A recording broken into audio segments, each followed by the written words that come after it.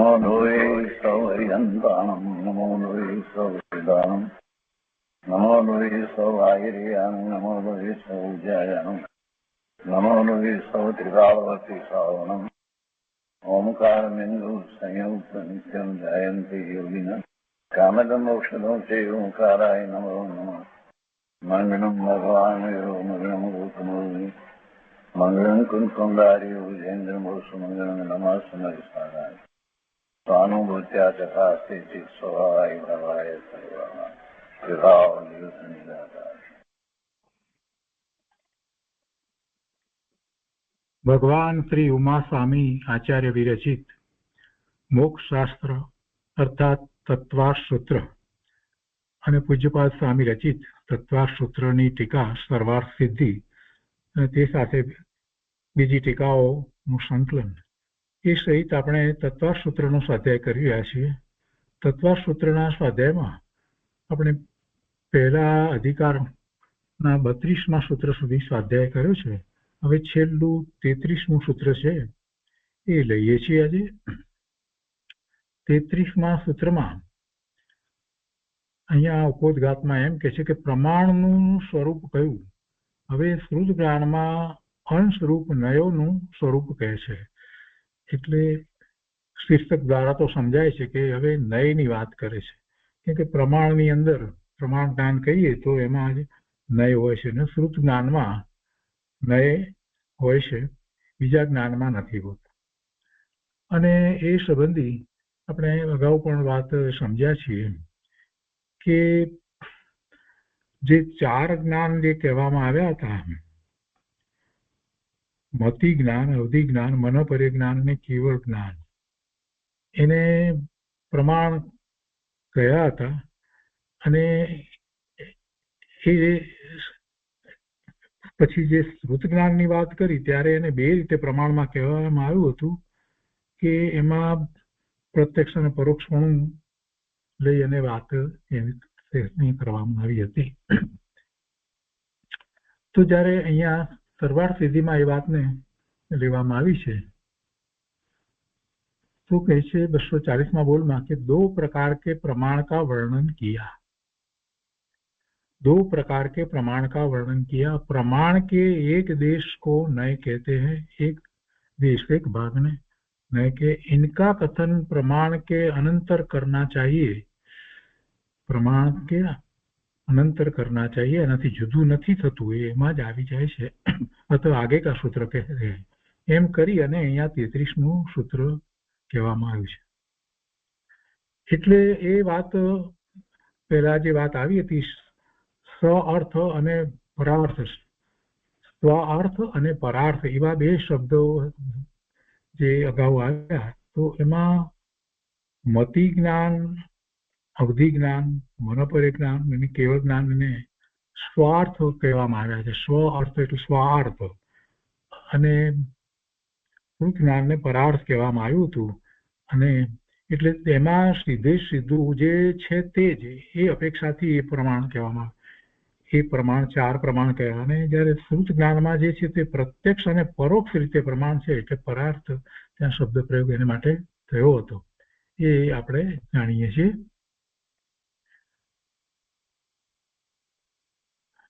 અને અહીંયા હવે એ સૂત્ર કહે છે તો એમાં કહે છે કે નૈગમ સંગ્રહ વ્યવહાર રુજુસૂત્ર શબ્દ સમધિ રૂઢ એવમ ભૂતાનયા. એટલે નૈગમ સંગ્રહ વ્યવહાર રુજુસૂત્ર શબ્દ સમધિરૂઢ એવમ ભૂતા એટલે નયો, એવા નયો છે. નૈગમ નય, સંગ્રહ નય, વ્યવહાર રુજુસૂત્ર શબ્દ સમભિરૂઢ એવમ ભૂત, એ 7 નય છે. નય કહો કે એ પ્રકારે એને અપેક્ષા પણ કહેવાય અને એને એક પ્રકારની એ દ્રષ્ટિ પણ કહેવાય. એ જુદી જુદી રીતે અહીંયા ઇંગ્લિશમાં શબ્દ એમણે લખ્યો છે વ્યૂ પોઈન્ટ, આપણે એને દ્રષ્ટિકોણ કહી શકીએ. દ્રષ્ટિકોણ એટલે વાસ્તવમાં એ દ્રષ્ટિકોણ છે. વ્યૂ પોઈન્ટ એટલે એ અંગ્રેજી શબ્દમાં મૂક્યો છે, પણ ખરેખર આપણે એમ કહીએ કે દ્રષ્ટિકોણથી, આ અમુક દ્રષ્ટિકોણથી. પણ એને આપણે અપેક્ષા પણ કહીએ છીએ. હવે અપેક્ષા શબ્દ બીજી રીતે પણ વપરાય છે, એ સમજવા જેવું છે. અપેક્ષા એટલે એની જરૂરિયાત છે. ધન કમાવા માટે એમ કે નોકરી છે એ અપેક્ષિત છે, એની અપેક્ષા છે, એની અપેક્ષા રહેલી છે. એના નોકરી કરીએ તો ધન કમાવા, એ અપેક્ષા જે રહી છે તેની જરૂરિયાત છે, એ અર્થમાં અપેક્ષા શબ્દનો પ્રયોગ થાય છે. અને જ્યારે અહીંયા પ્રમાણ જ્ઞાનમાં વાત કરીએ છીએ ત્યારે આપણે એમ કહીએ છીએ કે આ અપેક્ષા એ વસ્તુ આમ છે ને બીજી અપેક્ષા એ આમ છે. નિશ્ચય નયથી વસ્તુનું સ્વરૂપ આમ છે અને વ્યવહાર નયથી વસ્તુનું સ્વરૂપ બીજી રીતે છે. દ્રવ્યાર્થિક નયથી વસ્તુનું સ્વરૂપ ત્રિકાળ છે, નિત્ય છે, અને પર્યાર્થિક નયથી વસ્તુનું સ્વરૂપ અનિત્ય છે. તો ત્યાં એ અપેક્ષા શબ્દ જે છે એનો વધારે પ્રયોગ શાસ્ત્રમાં થતો જોવામાં આવે છે. તો તે એ અપેક્ષાને એ રીતે સમજવાની.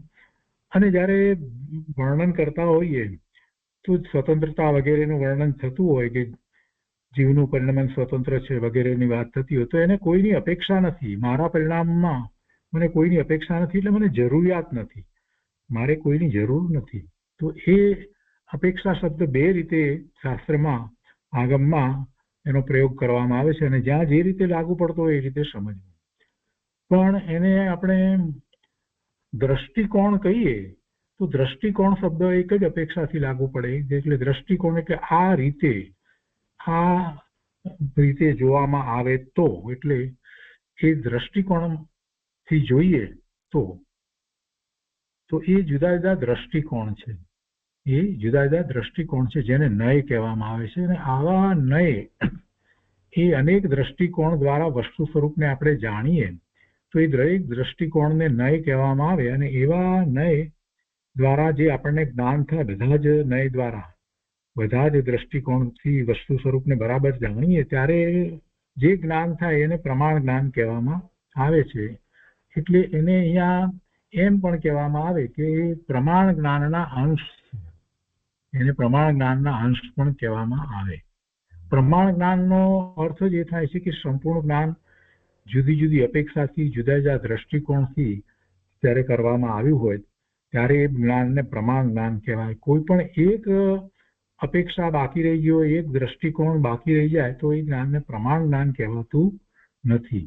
અને પ્રમાણ જ્ઞાન વિના વસ્તુનું સાચું સ્વરૂપ ખ્યાલમાં આવે નહીં. એટલે થોડીક વાત આપણે પ્રમાણની એટલા માટે કરીએ છીએ કારણ કે પ્રમાણનું સ્વરૂપ કહ્યું ને, તો જ્ઞાન દ્વારા આપણે પ્રમાણની વાત લીધી. અને એમાં પછી આ પ્રમાણ જ્ઞાનમાં શ્રુત જ્ઞાનની અંદર જે નય પડે, બીજા જ્ઞાનમાં નય નથી પડતા. એનું કારણ કીધું કે સ્વાર્થ અને પરાર્થની જે વાત કરી હતી ત્યારે એ ચાર જ્ઞાન છે એમાં તો સીધે સીધું જેમ છે તેમ, એમાં કોઈ નયની અપેક્ષા આવતી નથી. મતિ જ્ઞાનમાં, અવધિ જ્ઞાનમાં, મનોપરિજ્ઞાન કે કેવળ જ્ઞાનમાં. ત્યારે શ્રુત જ્ઞાનમાં એ અપેક્ષા આવે છે. વસ્તુનું સ્વરૂપ જે છે તે એવું છે કે અનેક ધર્મરૂપ વસ્તુનું સ્વરૂપ છે. એક જ વસ્તુની અંદર વિરોધી ધર્મો પણ રહેલા હોય, એકપણું, અનેકપણું, નિત્યપણું, અનિત્યપણું. તો એ બધા હોવા છતાં પણ ક્યાંય વિરોધ ના આવે એવી રીતે વસ્તુના સ્વરૂપનું નિરૂપણ કરવામાં આવે ત્યારે સમજાવવું જ પડે કે ભાઈ આ જે કહી રહ્યા છીએ તે આ દ્રષ્ટિકોણથી વાત છે અથવા તો આ અપેક્ષાથી વાત છે. વસ્તુના સ્વરૂપનો વિચાર કરીએ, દ્રવ્યના સ્વરૂપનો વિચાર કરીએ, આત્માના સ્વરૂપનો વિચાર કરીએ તો કે આત્મા નિત્ય છે, નિત્ય છે, નિત્ય છે. પણ એવું નિત્ય કહેવાવાળા બીજા દર્શન, બીજા મત જે છે એ લોકો પણ એને નિત્ય તો કહે છે, પણ જૈન દર્શન એને નિત્ય પણ કહે છે અને અનિત્ય પણ કહે છે. તો એક દ્રષ્ટિકોણથી જૈન દર્શનમાં આત્માને નિત્ય કહેવાયો છે અને બીજા દ્રષ્ટિકોણથી આત્માને અનિત્ય કહેવાયો છે. તો આ બે વાતને સાથે કહી શકાય છે અને એ બે વાત સાથે રહેલી છે. એટલે ભગવાનની વાણીમાં જે વાત કહેવામાં આવી છે એને અનેક દ્રષ્ટિકોણ દ્વારા, અનેક નય દ્વારા કહેવામાં આવી છે. એટલે વસ્તુ, દરેક વસ્તુ જે છે એને જોવાનો દ્રષ્ટિકોણ, એની જે છે જુદો જુદો હોય તો એ બધી રીતે વાત ભગવાનના જ્ઞાનમાં આવી છે અને એટલે જ એને પ્રમાણ જ્ઞાન કહેવામાં આવે છે. પ્રમાણ જ્ઞાન દ્વારા વસ્તુને આપણે યથાર્થ જાણીએ છીએ અને પ્રમાણ જ્ઞાન દ્વારા વસ્તુને જાણીએ તો અનેક નય દ્વારા વસ્તુને આપણે જાણવી પડે. આ એનું મૂળ રહસ્ય છે. અને પછી તેમાં ઘણી બધી વાત આવે છે, સપ્તભંગી વગેરેની પણ વાત આવે છે, પણ પહેલા એના પ્રમાણ જ્ઞાન જે છે એની વાત આવે એટલે તરત જ આપણને ખ્યાલ આવવો જોઈએ કે પ્રમાણ જ્ઞાન કયું છે અહીંયા. અને તો પછી એના આપણે જે રીતે મતિશ્રુત જ્ઞાનનો આપણો ઉઘાડ છે તો એમાં શ્રુત જ્ઞાનમાં એના નયોનો વિચાર આપણને આવે કે કયા કયા દ્રષ્ટિકોણથી એનો વિસ્તાર કરવામાં આવ્યો છે અને બધા દ્રષ્ટિકોણથી વસ્તુ સ્વરૂપને હું જ્યાં સુધી જાણું નહીં, સમજું નહીં, ત્યાં સુધી પ્રમાણ જ્ઞાન થતું જ નથી. અને પ્રમાણ જ્ઞાન વિના એક જ દ્રષ્ટિકોણથી જો હું વસ્તુને સ્વીકારીશ તો એ દ્રષ્ટિકોણથી વસ્તુનું સ્વરૂપ મેં સ્વીકાર્યું છે એ સાચું હોવા છતાં પણ એને એકાંત થઈ જશે એટલે પછી ભૂલ પડશે અને પછી એમાં ભૂલ પડશે એટલે અનેક વિકલ્પો ઉભા થશે, અનેક પ્રકારે દોષ આવશે. જેમ કે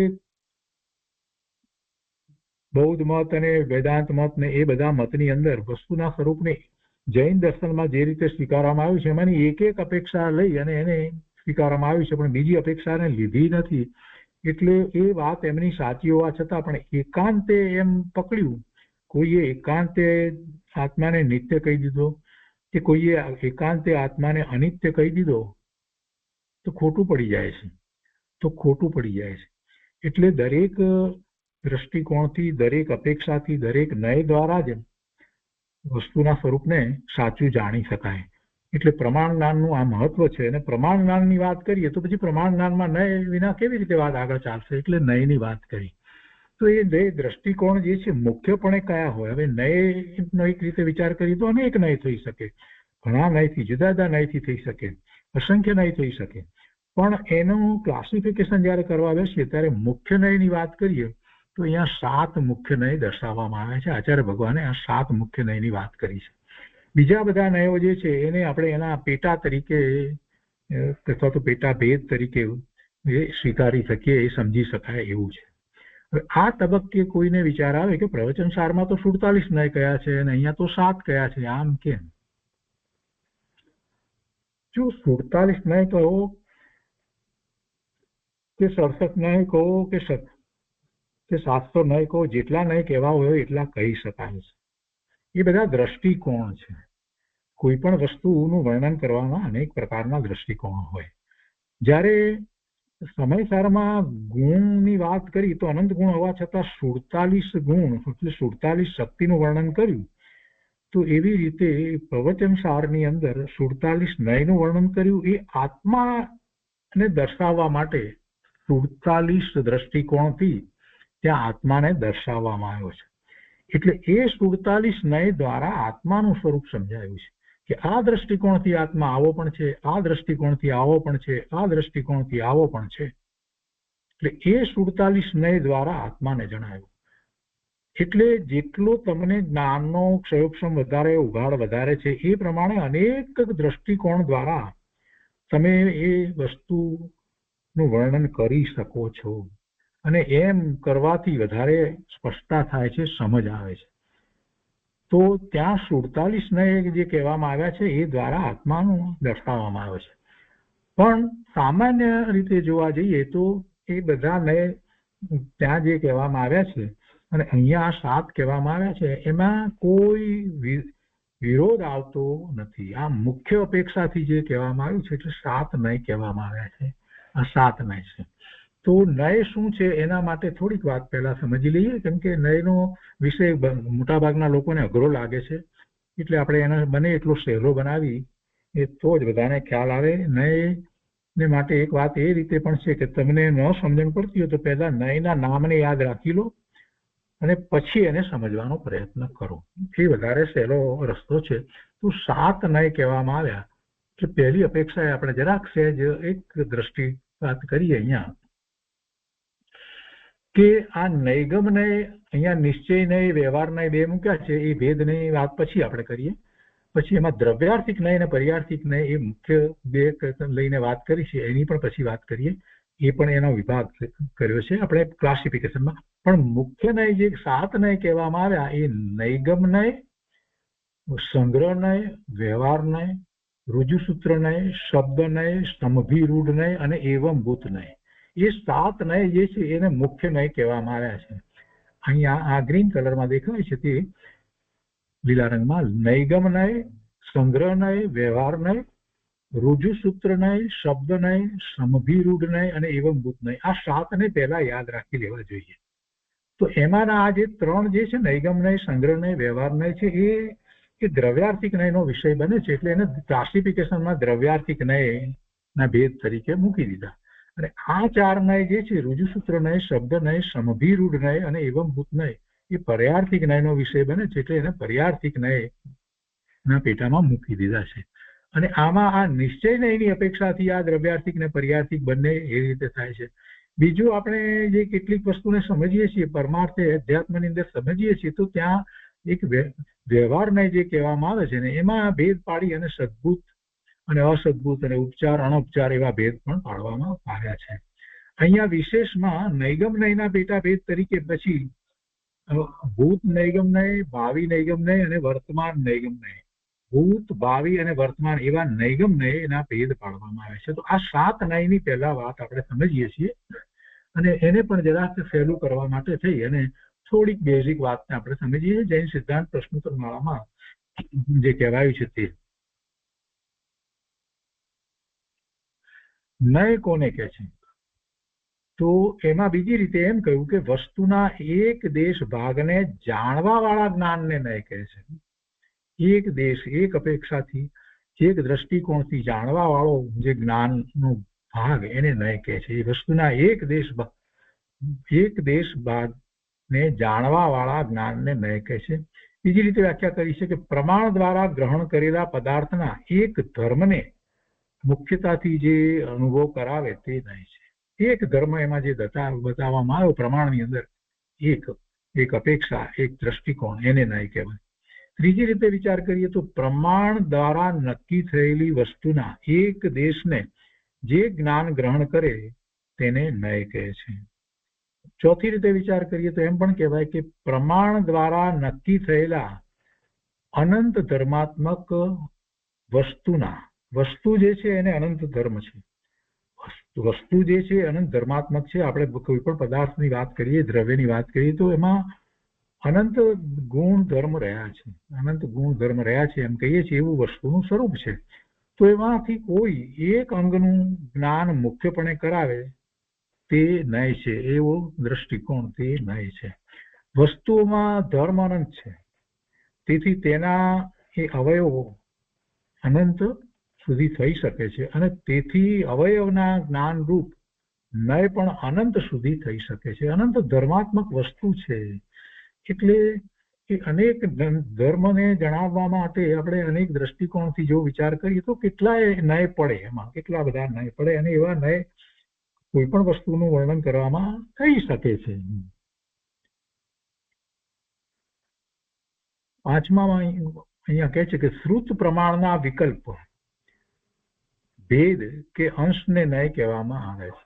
શ્રુત જ્ઞાન, શ્રુત પ્રમાણ, એના અહીંયા વિકલ્પનો અર્થ જે થાય છે કે જુદી જુદી રીતે એને જોવામાં આવે એ વિકલ્પ, એના ભેદ કે અંશને નય કહેવામાં આવે છે. અને શ્રુત જ્ઞાનમાં જે નય રૂપ અંશ પડે છે, જે નય છે તે પ્રમાણ સાપેક્ષ રૂપ હોય છે. આ પ્રમાણ સાપેક્ષ રૂપ છે એ વાત મહત્વની છે. એ નય ખોટા ન હોય, એ સાચા હોય. કોઈ અપેક્ષાથી જોઈએ તેનું વર્ણન જે તે કરવામાં આવ્યું હોય એ સાચું હોય તો એને નય કહેવાય, નહીતર કાંઈ નય કહેવામાં નથી આવતો. નહીતર એ પ્રમાણ બનતું નથી, એ પ્રમાણ જ્ઞાનનો વિષય ન થાય. અને એવા પ્રમાણ જ્ઞાનનો વિષય ન થાય ને એવા દ્રષ્ટિકોણથી જે કહેવામાં આવ્યું હોય એ નયને કુનય કહેવાય. એ નય નથી, એના દ્વારા પ્રમાણ જ્ઞાન થતું નથી. દાખલા તરીકે સમજવા માટે આપણે એમ લઈએ કે હાથીનું વર્ણન કરીએ તો આપણે એક દ્રષ્ટિકોણથી વિચાર કરીએ કે ભાઈ સામેથી જોવામાં આવે તો બે જાડા પગ છે, વચ્ચે સૂંઢ છે અને સૂંઢની આજુબાજુ બે બાર મોટા દાંત છે, બે આંખ દેખાય છે, જે કાન દેખાય છે, તો આ વર્ણન સાચું છે અને એ સામેના દ્રષ્ટિકોણથી આખીનું વર્ણન સાચું છે, છતાં એ વર્ણન દ્વારા આપણને પ્રમાણ જ્ઞાન નથી થતું. પ્રમાણ જ્ઞાન માટે હજી વધારે આખીને આપણે જોવો પડે. એટલે આપણે પાછળથી જો જોઈએ છીએ તો આપણને એમ દેખાય છે કે નાનું પૂંછડું છે, 2 જાડા પગ છે, આ બધું આપણને દેખાય છે. તો પણ હજી એ જ્ઞાન પૂરેપૂરું હાથી વિશેનું થતું નથી, વર્ણન પૂરું થતું નથી હાથીનું. એટલે પછી આપણે સાઈડમાંથી જોઈએ છીએ તો આપણને દેખાય છે કે આ તરફ આગળ સૂંઢ છે ને 1 દાંત દેખાય છે, 2 પગ દેખાય છે, આ તરફ પૂંછડું દેખાય છે. તો એ બધી તરફથી આપણે એને દ્રષ્ટિપાત કરીએ તો દરેક દ્રષ્ટિકોણ દ્વારા જ્યારે એ વર્ણન પૂરું થાય ત્યારે એમાં આપણે હાથીનું વર્ણન પૂરું કરી શકીએ છીએ. તો એ પ્રમાણ જ્ઞાન કહી શકાય કે હાથી આ રીતે છે. એ જ રીતે ઉપરથી જોઈએ તો ચોથો દ્રષ્ટિકોણ જોઈએ તો ઉપરથી કઈ રીતે દેખાય છે તે. તો એ બધા દ્રષ્ટિકોણથી જ્યારે જોઈએ ત્યારે જ્ઞાન પ્રમાણ થાય. હવે આમાં એકને ખોટો પાડીએ, આપણે ખોટી રીતે એકનું વર્ણન કરીએ તો પણ એ પ્રમાણ જ્ઞાન ન થાય. એ પ્રમાણ જ્ઞાન ન થાય. એક જ સાઈડમાંથી જોઈએ અને આપણે જો એ વર્ણન જે છે એને કાંઈક ભૂલ ભરેલું કરીએ તો પછી પ્રમાણ જ્ઞાન ન થાય. ખોટું વર્ણન કરી દઈએ કે ના એમાં સૂંઢ નથી દેખાતી સાઈડમાંથી, એવું વર્ણન જો કરવામાં આવે તો પ્રમાણ જ્ઞાન ન થાય. એટલે દરેક નય જે છે સત્ય હોવું જોઈએ. એટલા માટે જયારે આ નયની વાત કરવામાં આવે છે, પ્રમાણ જ્ઞાનની વાત કરવામાં આવે છે, ત્યારે એ આ શબ્દ બહુ મહત્વનો છે કે પ્રમાણ સાપેક્ષ રૂપ હોય છે. નય છે તે પ્રમાણ સાપેક્ષ રૂપ હોય છે. ખોટું વર્ણન એની અંદર આવે તો પ્રમાણ જ્ઞાન થતું નથી, અને પ્રમાણ જ્ઞાન ન થાય તો એ જ્ઞાન મિથ્યા જ્ઞાન કહેવામાં આવે છે. મતિ અવધિ મનોપર્ય જ્ઞાનમાં નયના ભેદ પડતા નથી. આપણે જાણીએ છીએ કેવળ જ્ઞાન બધામાં નયના ભેદ, શ્રુત જ્ઞાનમાં જ નયના ભેદ પડે છે અને નયના કેટલા પ્રકાર છે. એટલે પછી જયારે વર્ણન આખું લે ત્યારે પછી આ નિશ્ચયને વ્યવહારને એવી રીતે આગળ વાત કરવામાં આવે અને પછી એમાં નિશ્ચયની અંદર આપણે જે હમણાં જે રીતે લીધું નય ભેદની વાત લીધી એ રીતે દ્રવ્યાર્થિક પર્યાર્થિકની વાત લેવામાં આવી છે. તો આટલી સામાન્ય બેઝિક વાતને ખ્યાલમાં રાખી અને હવે આપણે આગળ વાંચનમાં લઈએ છીએ.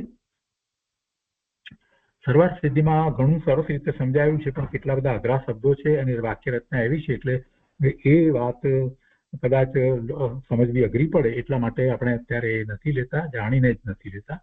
તો શું કહ્યું અહીંયા? 7 નય કયા, બરાબર છે. આચાર્ય ભગવાને 33મા સૂત્રમાં નય દ્વારા આપણે વસ્તુ સ્વરૂપનું જ્ઞાન કરવું છે, પ્રમાણ છે. એટલા માટે એ નય દ્વારા વસ્તુને સમજવી પડશે.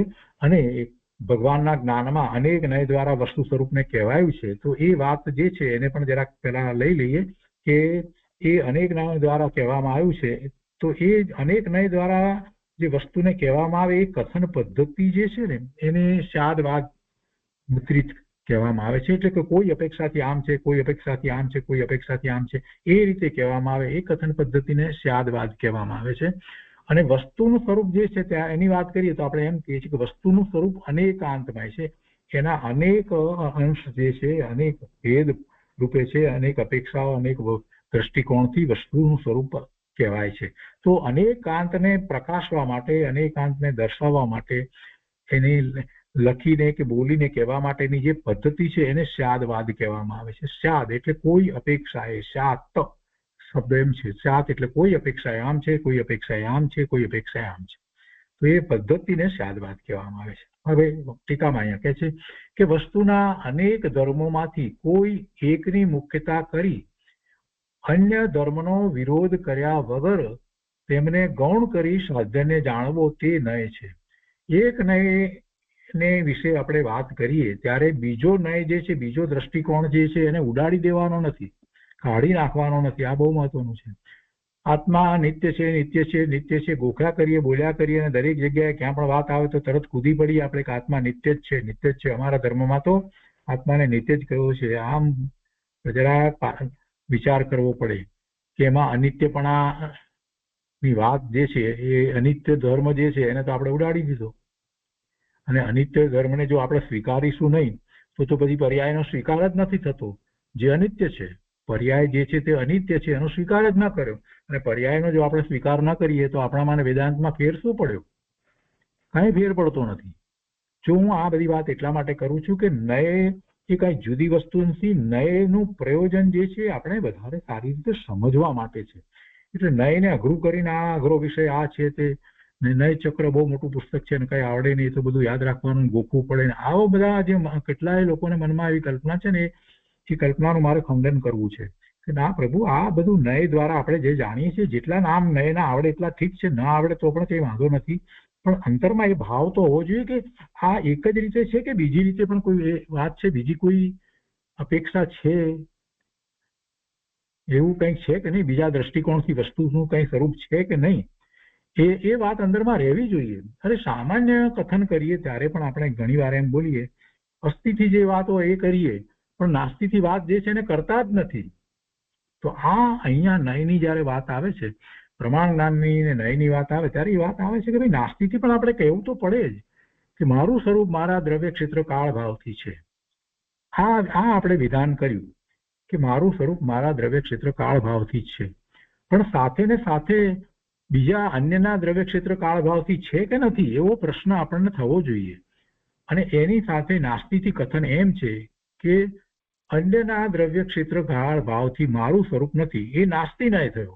અને અસ્થિ નય કયો કહેવાય? અસ્થિપૂર્વકના નયથી જોઈએ તો મારું સ્વરૂપ મારા દ્રવ્ય ક્ષેત્ર કાળ ભાવથી છે એ અસ્થિપૂર્વક કહ્યું અને પેલું નાસ્તિપૂર્વક કહેવાય.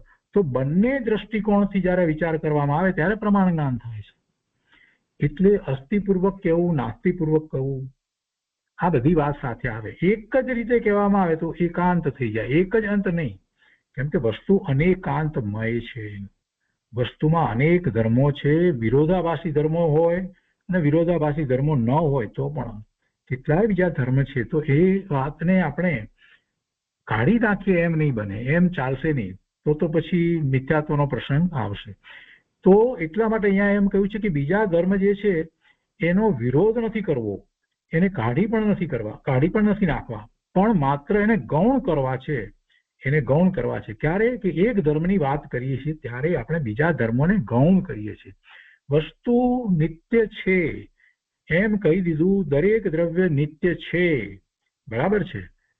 અને એમાં પછી આપણે એમ કરીએ કે દરેક દ્રવ્ય નિત્ય જ છે. જો એકાંત કરીએ તો પછી દરેક દ્રવ્યમાં પર્યાય અપેક્ષાએ જે અનિત્યપણું જે છે એ ધર્મને આપણે કાઢી નાખ્યો, એ ધર્મનો આપણે વિચાર જ ન કર્યો, એને ઉડાડી દીધો. જ મૂક્યો એટલે એકાંત થઈ ગયું. આમ જ છે, બીજું છે જ નહીં. જ મૂક્યો એટલે એમ થઈ ગયું. તો પછી એને માટે પણ આપણને એમ થાય કે આપણે એનું જરાક જોરપૂર્વક વાત કરવી હતી, બરાબર એને પકડવું હતું, એટલા માટે અમે તો જ મૂક્યો કે આત્મા નિત્ય જ છે એમ કરી અને અમારે તો એ દર્શાવવું છે કે આત્મા જે છે અનેક ગતિમાં જાય છતાં આત્મા રહે જ છે, આત્મા ચાલ્યો નથી જતો, એમ અમારે બતાવવું હતું. એટલા માટે અમે તો જ મૂક્યો હતો.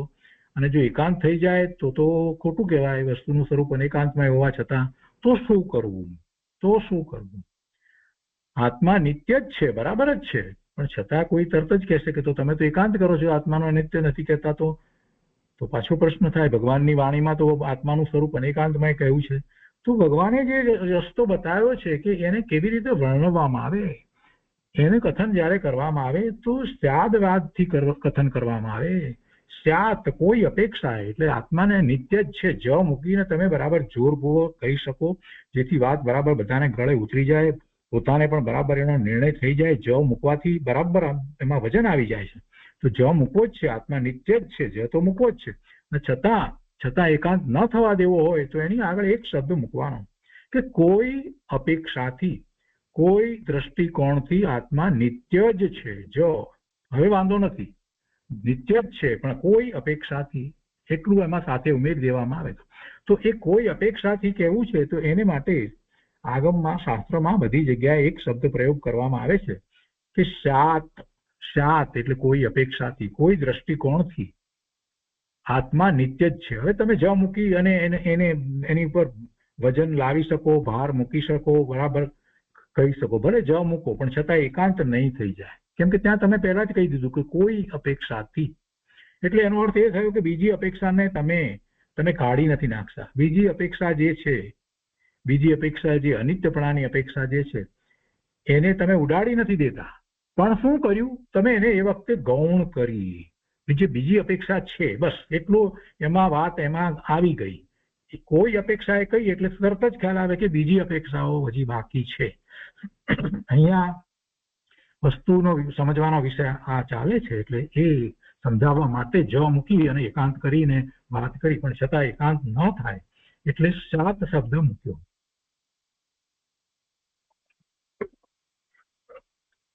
કેટલાકને લાગશે કે મૂળ સૂત્રની તો વાત કરતા નથી ને આ બધી વાત ક્યાં લઈને બેઠા પ્રભુ. આ બધી વાત તો બધી જગ્યાએ આવેલી છે. પ્રવચન સારમાં આ બધું ખૂબ સમજાવ્યું છે, અને એ સમજાવ્યું છે એટલા માટે ત્યાં સપ્તભંગી વગેરેની વાત પણ આપણે ઘણી વાર કરી છે ને, એટલા માટે જ આપણને સમયસાર પ્રવચનસાર આ બધા ગ્રંથો જે છે જે અપેક્ષાથી કહેવાયા છે એ અપેક્ષાથી આપણને સમજાય છે ને આપણને એમાં વિરોધી કથન લાગતા નથી.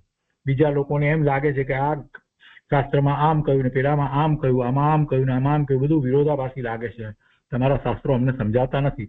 આવું કહેવાનું કોને બને છે? જે આ બધું નયની વાતને સમજતા નથી ને એટલે એને એમ થાય છે. એટલે આપણને એવું ન થવું જોઈએ. કોઈ ઠેકાણે તમે આમ કહો છો ને કોઈ ઠેકાણે આમ કહો છો. હમણાં જ વચ્ચે વાત એ આવી આપણા કોઈ બેનશ્રીના વચનામૃતની અંદરની વાત એ રીતે આવી સહાનુભૂતિ દર્શનની અંદર કે કોઈ ઠેકાણે તો આમ કહ્યું ને કોઈ ઠેકાણે આમ કહ્યું, તમારે સમજવું શું? તો ભાઈ તું નયથી સમજ ને, અપેક્ષાથી સમજ ને, દ્રષ્ટિકોણથી સમજ ને. કે ગુરુદેવે પહેલા તો આમ કહ્યું હતું ને પછી પાછા ગુરુદેવ આમ કેમ કહે છે? કૃપાળુદેવ પહેલા તો આમ કહ્યું ને પછી આમ કેમ કહે છે? અરે ભાઈ એ વખતે તું કઈ અપેક્ષાથી વાત થાય છે એને સમજ ને, કઈ અપેક્ષાથી વાત કરવામાં આવી છે. જ્યારે એ દ્રષ્ટિકોણ અપનાવવામાં આવ્યો હોય તો ક્યાંય ભૂલ ન થાય. કૃપાળુદેવના વચનામૃતની બાબતમાં તો લોકો ખૂબ ભૂલ કરે. પોતાને જે ગમે એ અપેક્ષાથી પકડી લે છે અને પછી કહે છે કૃપાળુદેવે આમ કહ્યું છે. અરે પણ કૃપાળુદેવે બીજી જગ્યાએ કોઈકને બીજાને સમજાવવા માટે એ જ વાતને આ રીતે પણ કહી છે. ભક્તિને માર્ગ કહ્યો ને પછી બીજી ભક્તિ પણ એક માર્ગ છે એમ કહ્યું, એટલે 2 માર્ગ થઈ ગયા. અને પછી કહે છે કે માર્ગ હોય 3 કાળમાં એક જ હોય. તો કૃપાળુદેવે ની વાત વિરોધાભાસી થાય છે? ના, નથી થતી. ત્યાં પણ કોઈકને સમજાવવાની અપેક્ષાથી વાત કરવાની. એટલે આ વ્યૂ પોઈન્ટ જે કહીએ અથવા તો એ દ્રષ્ટિકોણ કહીએ, એ દ્રષ્ટિકોણને સમજીએ તો જ આપણને ખ્યાલમાં આવે. એટલે જૈન દર્શનની અંદર દરેક વાતને કયા દ્રષ્ટિકોણથી કહેવામાં આવી છે એ સમજવું જોઈએ. દ્રષ્ટિકોણને સમજશું તો જ આપણને ખબર પડશે કે આચાર્ય ભગવાને અહીંયા આવી રીતે કેમ કહ્યું, એની પાછળનો આશય આપણને પકડાશે. ચરણાનુયોગના વિષયની અંદર બધી વાત એમ કહેવામાં આવી કે તમારે આ રીતે ધર્મ ધ્યાન કરવું જોઈએ, વ્રત કરવા જોઈએ, વ્રત અંગીકાર કરવા જોઈએ વગેરે વાત કરી. અને ગુરુદેવ કહે છે કે વ્રત જે તમે કરો છો સમ્યક દર્શન વિના, તો બાળ વ્રત ને બાળ તપ છે, એ કઈ ધર્મ નથી. અરે ગુરુદેવ તો ઘણી વાર એટલી વખત એટલે સુધી પણ કહી દે કે હવે એ તારો વ્રત ને તપ એ ધૂળ છે એમ પણ કહી દીધું હોય તો શું થઈ ગયું. પણ સમજવાનું ત્યાં હોય છે કે ગુરુદેવે કયા દ્રષ્ટિકોણથી કહ્યું છે, અને એ જ નય છે. આ નયને, દ્રષ્ટિકોણને, એની અપેક્ષાને, આશયને, આ બધા જે છે એ એકાથવાતી શબ્દ છે, એને સમજવા જોઈએ. આપણે શાસ્ત્રની ભાષામાં વાત કરતા હોય તો આપણે એમ કહી શકીએ કે કયા દ્રષ્ટિકોણથી વાત કરવામાં આવી છે. નિજરાના દ્રષ્ટિકોણથી એમ કહી શકાય, નિજરાના દ્રષ્ટિકોણથી એમ કહી શકાય કે જે બાહ્ય તપ જે છે એ ધર્મનું કારણ નથી, એટલે અધર્મ છે. ગુરુદેવ કહે છે ને કે એ તો અધર્મ છે. તો અધર્મ એટલે પછી ચોપડી બંધ કરી દેવાની. ગુરુદેવે કહ્યું, ગુરુદેવે આ બધી શુભભાવના બાહ્ય તપને અધર્મ કહ્યું હોય એટલે એમાં ગુસ્સે થઈને ચાલ્યા જવાનું છે? ના, સમજવાનું છે કયા દ્રષ્ટિકોણથી કહેવામાં આવ્યું છે. ત્યાં પણ એ નય જ લાગુ પડે છે. આ નયનું વિસ્તૃત સ્વરૂપ આપણે સમજ્યા વગર કેટલી બધી વાતમાં સમજ્યા વગર છોડી દઈએ છીએ, અને આવું તો ખૂબ બને છે. ગુરુદેવની વાતને ન સમજવા વાળા ઘણા લોકો ત્યાં આવીને ચાલ્યા ગયા અને વિરોધ કર્યો, પણ દ્રષ્ટિકોણને સમજ્યા નહીં. આ નયની વાતમાં આ મૂળ વાત આ પડી છે, એટલે આ બધી વાત આપણે વિચારીએ છીએ. તો હવે આગળ વધીએ.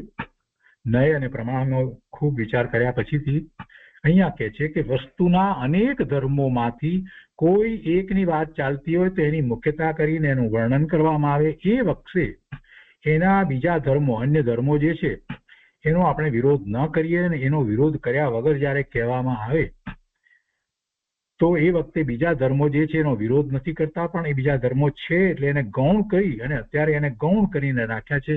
અને જે અત્યારે કહેવું છે એને આપણે વિસ્તારથી કહીએ છીએ, એટલે ગૌણ કરી અને સાધ્યને જાણવો. એટલે જે એક વિષય, જે એક નય, એક દ્રષ્ટિકોણ, એક વ્યૂ પોઈન્ટ, એનાથી જે આપણે જાણી રહ્યા છીએ તેને નય કહેવામાં આવે છે. કેમ કે એક જ અપેક્ષાએ જાણીએ છીએ એટલે નય. એટલે પ્રમાણ જ્ઞાન ત્યાં થતું નથી. એ આપણને ખ્યાલ છે કે આપણે આ રીતે વાત કરીએ છીએ તો એ પ્રમાણ જ્ઞાન થતું નથી અને બીજા દ્રષ્ટિકોણ બાકી રહે છે. તો આ પહેલી એક વાત જે છે, એક લીટી આપણે આ રીતે જયારે સમજીએ ત્યારે આપણને ખ્યાલ આવે છે અને આપણી સમજવાની શક્તિ જે છે ઘણી વિસ્તૃત થઈ જાય છે. કોઈ પણ વ્યક્તિ જે સમજાવતા હોય, સામે સમજાવતા હોય તો એમાંથી એના આશયને, ભાવને પકડવાનું આપણને અંતરમાં થઈ જાય છે કે કોઈ એક દ્રષ્ટિકોણથી એ કહી રહ્યા છે, એટલે બીજા બધા જે છે એનો વિરોધ માની લેવાને કોઈ કારણ નથી. હવે આગળ, દરેક વસ્તુમાં અનેક ધર્મો રહેલા છે, તેથી તે અનેકાંત સ્વરૂપ છે. અનેક અંત, અનેકાંતની સંધિ છૂટી પાડીએ તો અનેક અંત, અનેક અંત, અંતનો અર્થ થાય છે ધર્મ. અનેક ધર્મ સ્વરૂપ છે, વસ્તુ અનેક ધર્મ સ્વરૂપ છે. ગુણ અને ધર્મ જે આપણે કહીએ છીએ એ ધર્મની અહીંયા વાત છે.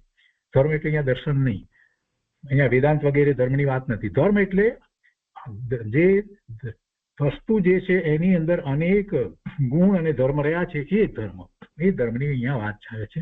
એટલે અંત અહીંયા કયું? અનેકાંત, અનેક અંત. તો અંતનો અર્થ અહીંયા કરવાનો ધર્મ થાય છે.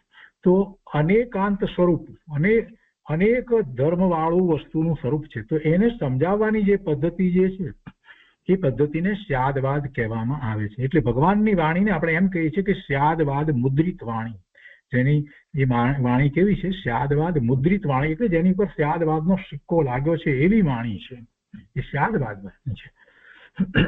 સ્યાદવાદ દ્યોતક છે, અનેકાંત દ્યોત છે. જો આ શબ્દ જરાક નવા પડશે પણ બહુ સહેલું છે. સ્યાદવાદ એ જણાવનાર છે, દ્યોતક છે એટલે જણાવનાર છે. સ્યાદવાદ એ પદ્ધતિ જે છે એ, અને એના દ્વારા આપણે જે જાણીએ છીએ તે શું છે? એ અનેકાંતને જાણીએ છીએ. તો અનેકાંત એ દ્યોત છે. અનેકાંતથી વસ્તુ સ્વરૂપને જે જણાવે એને સ્યાદવાદ કહેવામાં આવે, કહેવાની પદ્ધતિ છે. તો અદ્યોત, દ્યોતક એવા શબ્દ મૂક્યા છે. ન યાદ રહે તો કઈ ચિંતા કરવાની જરૂર નથી, પણ એટલું યાદ રહેવું જોઈએ કે વસ્તુ સ્વરૂપ અનેકાંત છે અને અનેકાંત દ્વારા જણાવવું હોય તો એની પદ્ધતિ જે છે એને સ્યાદવાદ કહેવામાં આવે છે. કેમ કે એકાંત ન થઈ જાય અને વજન એનું જળવાઈ રહે એ માટે આપણે આગળ સ્યાત શબ્દ મૂકીએ, એટલે કે કથનચિત અથવા તો કોઈ પ્રકારે અથવા તો કોઈ અપેક્ષાથી આમ પણ છે એમ આપણે કહી શકીએ છીએ. એટલે એ સ્યાત શબ્દ મૂક્યો એટલે સ્યાદવાદ, સ્યાતવાદ એ એની પદ્ધતિનું નામ થઈ ગયું. એટલે સ્યાતનો અર્થ કથનચિત થાય છે, એટલે કે કોઈ યથાર્થ પ્રકારની વિવક્ષાનું કથન એ સ્યાદવાદ છે. કોઈ પ્રકારે આ કહેવામાં આવ્યું છે સ્યાત શબ્દ મૂકતા. અને અનેકાંતનો પ્રકાશ કરવા માટે સ્યાત શબ્દનો પ્રયોગ કરવામાં આવે છે. સ્યાત મૂકીએ એટલે ત્યાં જ ખ્યાલ આવી જાય કે એ અનેક અપેક્ષાઓ સહિત વસ્તુનું સ્વરૂપ છે, અને એટલે અનેકાંત નો ખ્યાલ ત્યાં આપણને આવી જાય છે. સ્યાત આત્મા નિત્ય એમ કહીએ એટલે ખ્યાલ આવી જાય છે કે આત્મા એ ને બીજી કોઈ અપેક્ષાઓ છે, એટલે અનિત્યપણાની અપેક્ષાઓ પણ છે. આ તો એક અપેક્ષાથી વાત કરવામાં આવી છે. તો એ જ રીતે નાસ્તિ અસ્તિને માટે પણ કહીએ કે સ્યાત આત્મા સ્વથી છે, તો એનો અર્થ જ એ થઈ જાય છે કે બીજી અપેક્ષા છે કે પરથી નથી એવી નાસ્તિની અપેક્ષા પણ સાથે રહેલી છે. આ રીતે સ્યાત શબ્દ મૂકી અને વસ્તુનું વર્ણન કરવામાં આવે તો આપણને વધારે સારી રીતે એનો ખ્યાલ આવે છે, એનું વજન સમજાય છે, એનું મહત્વ સમજાય છે. હેતુ અને વિષયના સામર્થ્યની અપેક્ષાએ પ્રમાણથી નિરૂપણ કરવામાં આવેલા અર્થના એક દેશને કહેવો તે નય છે. એક દેશને કહેવો, એક અપેક્ષાથી વાત કરવી તે નય છે, અને તેને સમ્યક એકાંત પણ કહેવામાં આવે છે. હવે એમાં સમ્યક એકાંતની વાત જે લીધી છે તો જરા સમજીએ. હેતુ અને વિષયના સામર્થ્યની અપેક્ષાએ આપણો હેતુ એવો છે અને વિષય જે છે જે એનું સામર્થ, તો એની અપેક્ષાએ પ્રમાણથી જે નિરૂપણ કરવામાં આવ્યું છે એના અર્થના એક દેશને કહેવો, જે સાચો સમ્યક કહીએ છીએ તો એ કહેવામાં આવ્યું તો એકાંત છે. તો એ સમ્યક એકાંત છે. આત્મા શુદ્ધ છે, ત્રિકાળ શુદ્ધ છે એમ કહેવામાં આવે તો પણ એ એકાંત છે. ત્રિકાળ શુદ્ધ જ છે એમ કહીએ તો પણ એકાંત થાય, પણ એ સમ્યક એકાંત છે.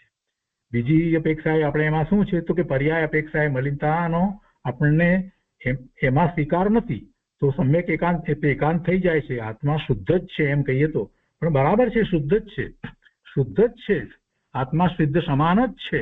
પણ જ મૂકીને એકાંત કરીએ છીએ તો અત્યારે મનુષ્ય પર્યાય એનું શું થશે? તો આપણે એમાં પણ સમજીએ છીએ કે એ એકાંત છે, પણ એ એકાંત એ સમ્યક એકાંત છે. સમ્યક એટલે સાચું એકાંત છે. એ સમ્યક એકાંતની જરૂર એટલા માટે પડી કે જ્યારે પુરુષાર્થની વાત આવે છે ત્યારે સમ્યક એકાંત જે છે, સમ્યક એકાંતને અનુસરીને પુરુષાર્થ થાય છે. આત્મા સિદ્ધ સમાન શુદ્ધ જ છે એ એકાંત કથન કરવામાં આવ્યું. એટલે ખરેખર આપણે એમ કહેવું છે કે શાત આત્મા શુદ્ધ જ છે. બરાબર છે, ખરેખર એમ જ છે. શાત એટલે કોઈ અપેક્ષાએ, અને બીજી અપેક્ષાએ આત્મા જે છે પર્યાય અપેક્ષાએ આત્માને મલિનતા પણ છે એ વાત આવી જાય છે. પણ પછી જયારે આપણે એમ કહીએ કે આત્મા શુદ્ધ જ છે તો તરત જ બીજો વ્યક્તિ કહેશે કે તમે આ તો એકાંત કરો છો. તો ત્યારે આપણે એમ કહીએ કે હા, અત્યારે અમે એકાંત એટલા માટે કરીએ છીએ કે આ સમ્યક એકાંત જે છે એ અમારો એક હેતુ છે. એ એટલા માટે કરીએ છીએ, અમારો હેતુ સ્વરૂપની પ્રાપ્તિનો હેતુ છે. એટલે એવા સમ્યક એકાંતને અમે ગ્રહણ કરીએ છીએ. બીજી અપેક્ષા છે એને અત્યારે અમે ગૌણ રાખી છે, અને માત્ર આ જે હેતુ એવો અમારો છે કે આત્માની અનુભૂતિ કરવી છે, એટલે આત્મા શુદ્ધ જ છે એવા એકાંતને અમે ગ્રહણ કરીએ છીએ. એટલે હેતુ, એ હેતુ મહત્વનો આવ્યો અહીંયા. હેતુ અને વિષયના સામર્થ્યની અપેક્ષાએ પ્રમાણથી નિરૂપણ કરવામાં આવેલા અર્થના એક દેશને કહેવો, એક ભાગને કહેવો તે નય છે, અને તેને સમ્યક એકાંત પણ કહેવામાં આવે છે. શુદ્ધ પ્રમાણ સ્વાર્થ અને પરાર્થ બે પ્રકાર છે. એ આપણે પહેલા જ વાત આપી લીધી છે. સ્વાર્થ અને પરાર્થ છે. એમાં વાત એ હતી, સ્વ અર્થ એટલે જે મતિ જ્ઞાન જે છે, અવધિ જ્ઞાન, મનોપર્ય કેવળ જ્ઞાન છે એ સ્વાર્થ છે, અને જે શ્રુત જ્ઞાન છે બે પ્રકારે છે. સ્વાર્થ અને પરાર્થ એ બે પ્રકારે છે. એટલે જે નય જે પડે છે, વિવક્ષાઓ જે થાય છે એ બધું એ શ્રુત જ્ઞાનમાં જ હોય છે. તેમાં પરાર્થ શ્રુત જ્ઞાન જે છે, પરાર્થ શ્રુત જ્ઞાન છે એનો અંશ તે નય છે. શાસ્ત્રના ભાવો સમજવા માટે નયોનું સ્વરૂપ સમજવાની જરૂર છે. 7 નયોનું સ્વરૂપ નીચે મુજબ છે. હવે એ 7 નયની વાત લેવામાં આવી, જેનું આચાર્ય ભગવાને જે અહીંયા 7 નય કયા તેની વાત લેવામાં આવી. એમાં પહેલો નૈગમ નય,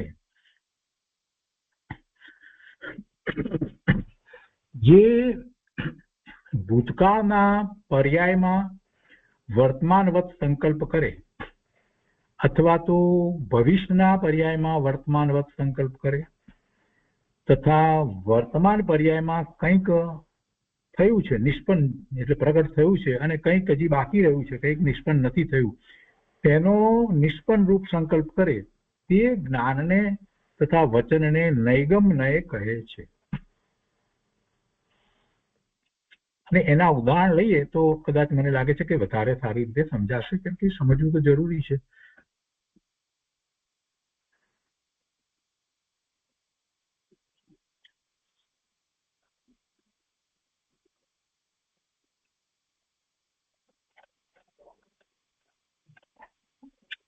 નૈગમ નયમાં એમ કહેવામાં આવ્યું કે જે ભૂતકાળના પર્યાયમાં વર્તમાનવત સંકલ્પ કરે, અથવા ભવિષ્યના પર્યાયમાં પણ વર્તમાનવત સંકલ્પ કરે, જે નથી થયા એને માટે, ભવિષ્ય માટે અને ભૂતકાળના થઈ ગયા એને માટે પણ વર્તમાનવત સંકલ્પ કરે, તથા જે વર્તમાનમાં થયા છે પણ પૂરેપૂરા ન થયા હોય, એટલે વર્તમાન પર્યાયમાં કંઈક નિષ્પન્ન પ્રગટ રૂપ છે અને કંઈક નિષ્પન્ન નથી, તેનો પણ નિષ્પન્ન રૂપ થઈ ગયા તરીકે સંકલ્પ કરે તે જ્ઞાન ને તથા વચનને નૈગમ નય કહે છે.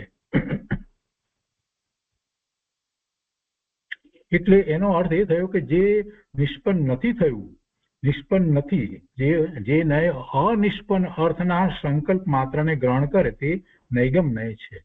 હવે એમાં ભૂતકાળની વાત લઈએ તો જે ભૂતકાળમાં તો એને પણ અને ગ્રહણ કરે, અત્યારે વર્તમાનવત ગ્રહણ કરે, એ નૈગમ નય થયો તો એ ભૂત નૈગમ નય કહેવાય. જો જેમ કે લાકડા, પાણી આદિ સામગ્રી એકઠી કરનાર પુરુષને કોઈ પૂછે છે કે આપ શું કરી રહ્યા છો, લાકડા, પાણી વગેરે સામગ્રી ભેગી કરતો હોય તો એને પૂછવામાં આવે કે તમે શું કરો છો ભાઈ, તો એ એના ઉત્તરમાં એમ કહે કે હું રોટલી બનાવી રહ્યો છું, કે હું રસોઈ કરું છું.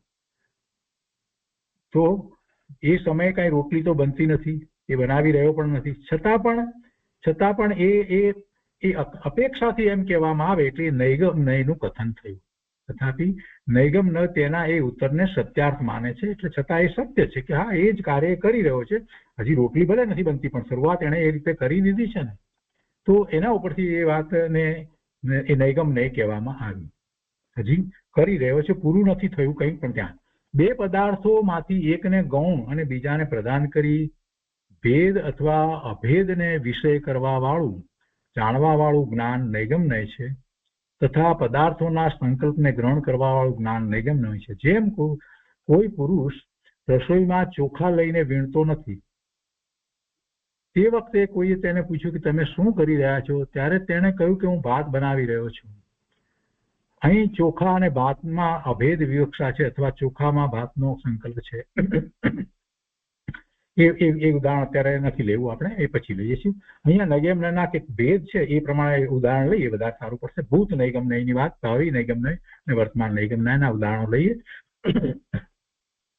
ભૂતકાળની વાતને વર્તમાન કાળમાં આરોપણ કરી કહેવું તે ભૂત નૈગમનય છે. જેમ કે સહેલું ઉદાહરણ લઈએ કે આજે દિવાળીના દિવસે જ શ્રી મહાવીર ભગવાન મોક્ષે ગયા. આ આપણે કહેવું તો એ કયા નયનું કથન થયું? આજે તો ગયા નથી, પણ છતાંય આપણે એમ કહીએ કે આજે દિવાળીના દિવસ છે તો આજે ભગવાન મોક્ષે ગયા. દિવાળીના દરેક દિવસે આપણે હંમેશા આમ બોલીએ છીએ કે આજે ભગવાન મોક્ષે ગયા, એમ બોલીએ છીએ. તો એ ભૂત નૈગમનયથી વાત સત્ય કહેવામાં આવ્યું, વર્તમાનવત કહેવામાં આવ્યું. ભૂતકાળની વાતને વર્તમાનવત કહી તો એ નૈગમનયનું કથન થયું, અને ભૂતકાળની વાત કરી એટલે ભૂત નૈગમનય થયું.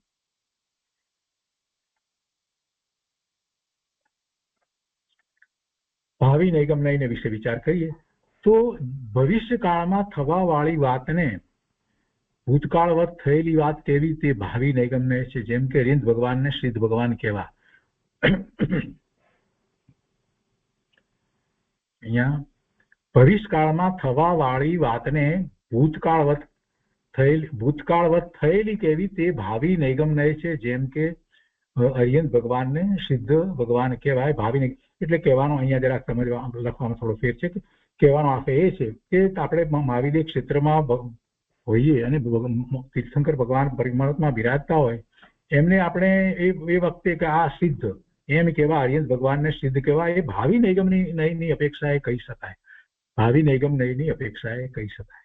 એવી જ રીતે ભૂત નૈગમની અપેક્ષાનો બીજો એક વિચાર કરીએ તો ગણધર ભગવાન કહીએ છીએ આપણે. ગૌતમ સ્વામીને ગણધર ભગવાન કહીએ છીએ, તો ગૌતમ સ્વામી તો સિદ્ધ થઈ ગયા, એમને ગણધર કેવી રીતે કહેવાય? તો એ ભૂત નૈગમની અપેક્ષાએ એમને ગણધર કહી શકાય. ભૂતકાળમાં હતા એ અપેક્ષાથી કહી શકાય. ભાવિ નૈગમની અપેક્ષાએ આપણે એમ કહીએ કે કાનજી સ્વામીને વિશે આપણે કહીએ છીએ કે ગુરુદેવ કાનજી સ્વામી જે છે એ તીર્થંકર સૂર્યતીર્થી નામના તીર્થંકર થવાના છે. એટલે સૂર્યતીર્થી તીર્થંકર, અને એની પ્રતિમા પણ એવી પણ કોઈ અત્યારે વર્તમાનમાં બની ગઈ છે. પણ એ એમ કેવું એ ભાવિ નૈગમનયથી કહેવામાં આવ્યું. ગુરુદેવે તો જો કે એ પ્રતિમાની ના પાડી છે, એમનો વિરોધ કર્યો હતો કે ના કોઈ પ્રતિમા અત્યારે હોય નહીં, કાંઈ હોય નહીં. પણ બધાની ભાવના જે પ્રમાણે હોય એ પ્રમાણે એ વિષય અત્યારે નથી. પણ આપણે તો ઉદાહરણ તરીકે લઈએ છીએ કે જે નથી એને એ પ્રમાણે કહેવામાં આવે.